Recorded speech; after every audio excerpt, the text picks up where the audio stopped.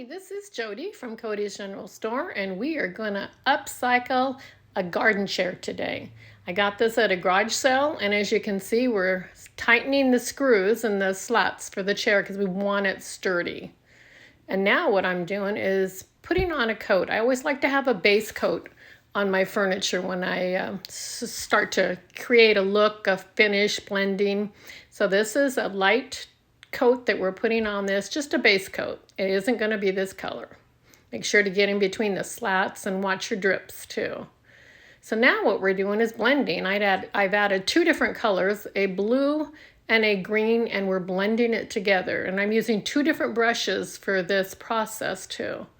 Isn't it pretty? I wanted to use spring colors.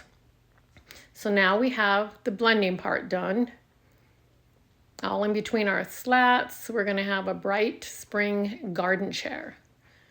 And now what I'm doing is putting on a lacquer, a top coat on my piece, because that will help my transfers to adhere easier on the piece than if I didn't use it. You don't have to put this in between your transfer and your piece. But now we're applying our transfer. And it's coming off pretty easy because I did put a top coat on there. And I will seal it afterwards too.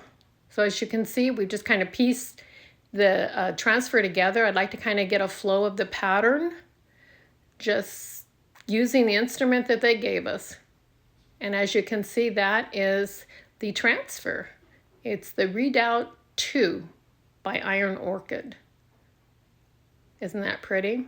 Make sure you watch us and like us on YouTube for more tricks and tips and videos. Thank you for watching.